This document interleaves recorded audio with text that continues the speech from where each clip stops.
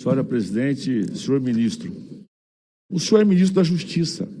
Eu sou um deputado, claro, da oposição, até por formação moral e ética, jamais seria aliado de quem se propôs ter a índole de Lula na sua história de vida.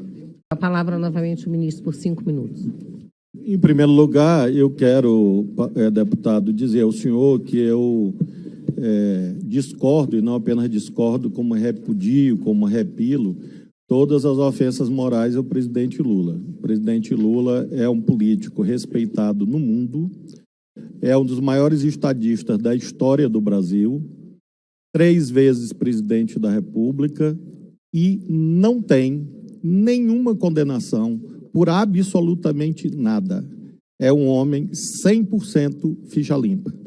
Então, de fato, eu tenho muito orgulho de servir sob a liderança do presidente Lula à nossa pátria. Usando o verbo do gerúndio, está claro no dia a dia, embora eu não conheça o senhor que está atrás do senhor aí, o prestígio da Polícia Rodoviária Federal também está caindo, usando o mesmo verbo na mesma intensidade. Tudo indica, isso a gente escuta nos diversos postos das guardas que eu paro, dadas as orientações que recebe dos seus superiores. A polícia não tem aquela mesma autonomia e importância que tinha no mandatos anteriores. Em relação à PRF, do mesmo modo, nesse momento que o senhor diz que a PRF está omissa, inerte, estão centenas de policiais rodoviários federais no Rio de Janeiro, junto com a Força Nacional, combatendo facções criminosas.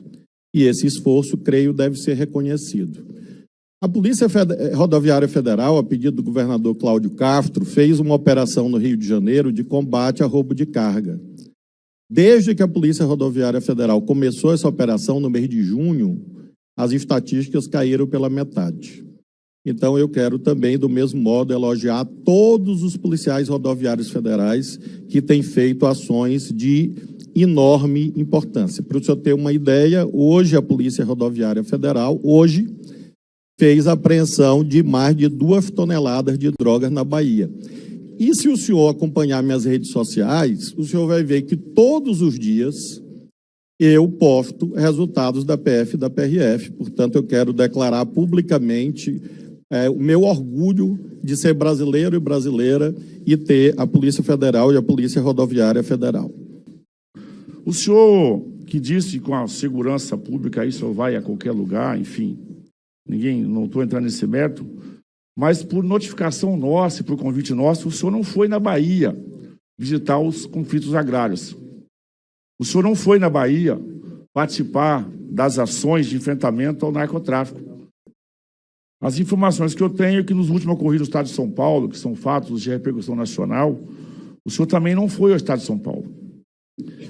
E mais agravante, o senhor não foi nos fatos acontecidos no estado do Rio de Janeiro, já que o senhor com segurança tem essa determinação de fazer o enfrentamento, o senhor não foi ao estado do Rio de Janeiro.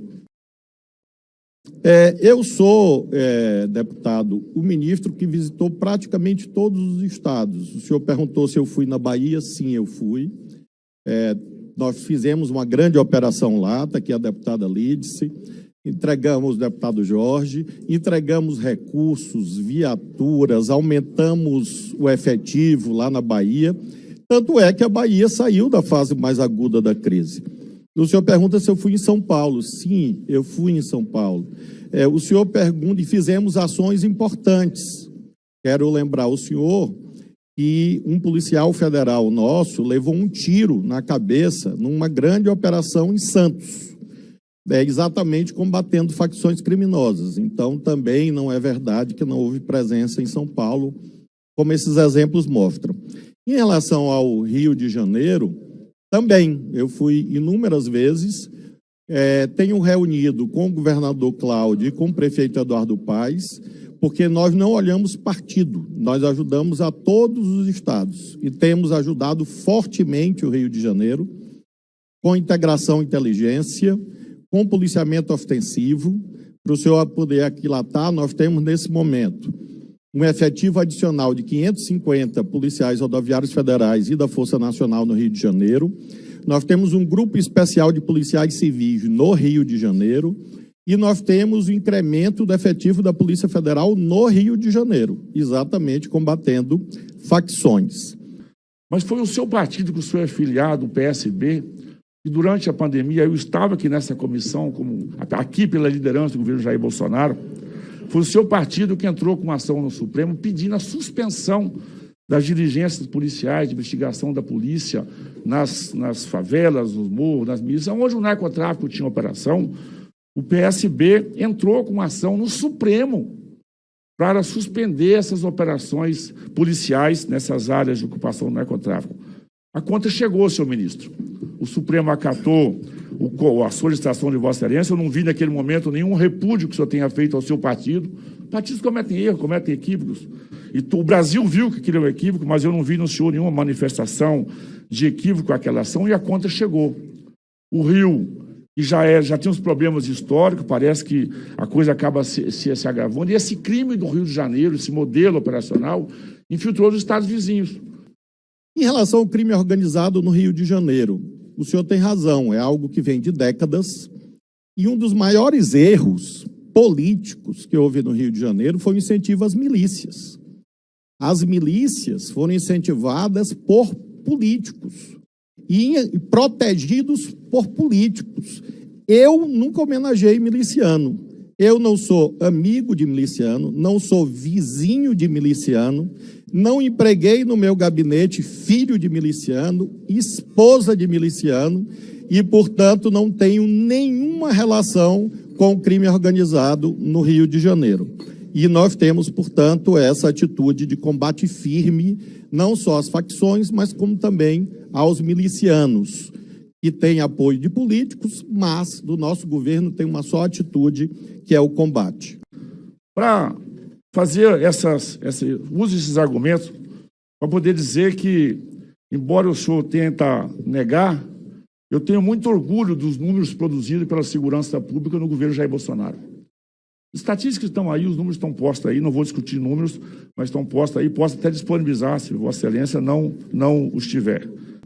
Em relação, finalmente, aos números da segurança pública, eu já informei, quando chegar o próximo ano e saírem os números definitivos, aí nós vamos poder comparar 2022 com 2023. Obrigada, e aí ministro. eu tenho confiança que a imensa maioria dos números serão melhores, como estão sendo neste ano, em relação a armas, drogas e homicídios.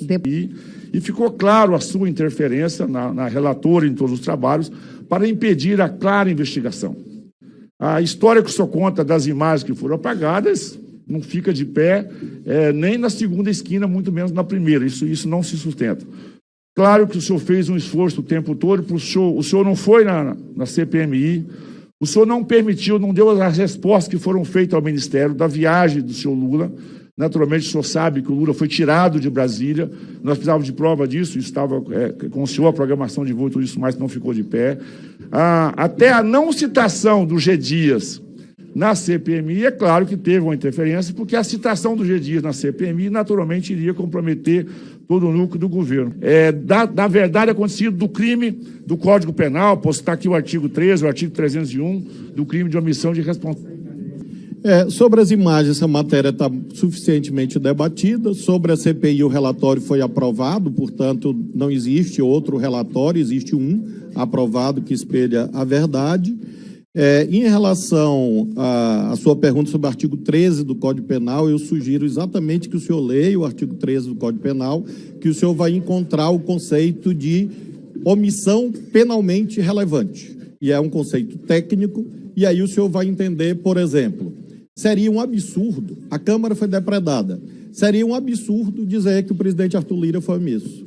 A Câmara foi depredada, seria um absurdo dizer que os 513 deputados foram omissos. O Senado foi depredado, seria um absurdo dizer que os senadores foram omissos. Exatamente, deputado, por conta do artigo 13, especificamente, se não me falha a memória, parágrafo 2º do Código Penal, que define o que é omissão para fins penais, que exige poder e dever de agir, e isso realmente é uma reflexão. O senhor foi ao Espírito Santo, sim, se reunir com o Casagrande, o governador do PSB, embora eu não tenha sido nem convidado, porque também não participaria de um conluio daquele político, naturalmente. Sobre o convite a Vossa Excelência para ir no evento do Espírito Santo, eu jamais faria essa grosseria com um representante tão educado do povo do Espírito Santo. Obrigada, o convite foi ministro. encaminhado ao senhor na quarta-feira, dia 30 de agosto, às 17h33, para o e-mail assessoria.evair de Mello. Então, o senhor foi convidado, Obrigada. espero que na próxima o senhor vá.